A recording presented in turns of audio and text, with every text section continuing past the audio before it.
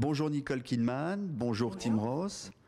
Vous incarnez Grace de Monaco et Tim incarne le prince régnier dans un film qui se passe à un moment très particulier de l'histoire de Monaco. L'année 1962. Que s'est-il passé en 62?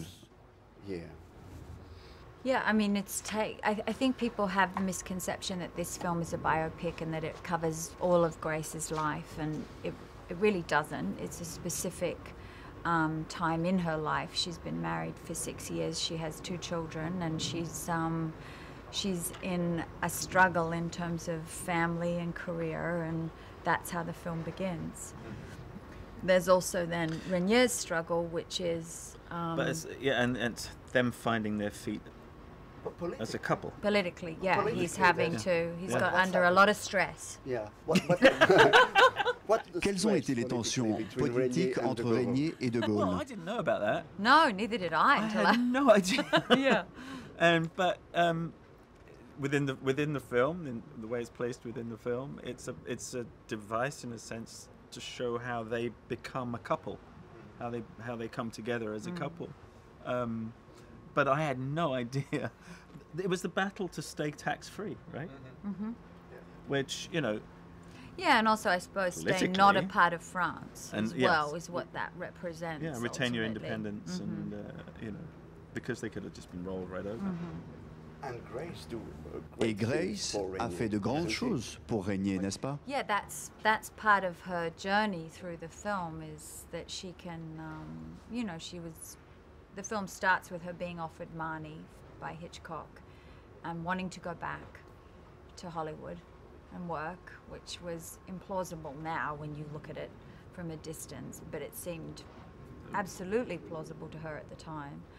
And then it's the journey of going, this is what Régnier is going through, and her ability to sort of support him and be his princess. It's a huge sacrifice. Yeah. And also then to be involved in supporting him career-wise and all of those things. And I think that that's how they really do come together. I mean, there's romantic love, but there's also that love where you say, I've got your back. Yeah. And I think they end up at the end of the film going, don't worry, I've got your back. I'll be there. That's cool. Incarner une princesse, c'est déjà un grand rôle, mais être Grace de Monaco, comment vous avez réussi cette performance?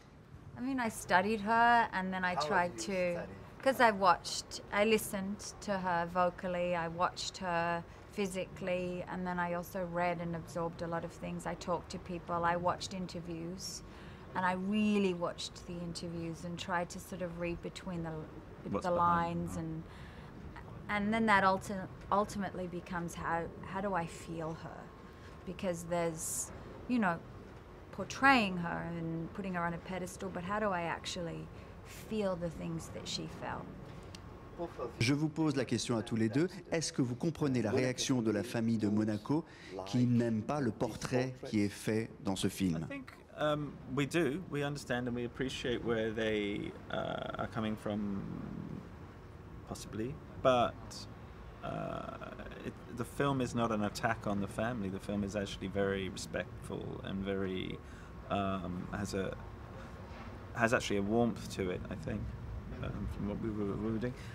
And like you said, and they said they won't see the film. They won't see it, which is a shame, I think. So that's and well, I think as a mother, I understand children protecting their parents, and I understand out of respect for them as royalty. You say, listen, I understand that, but at the same time, as actors, these are fascinating roles, and that's how we approached it.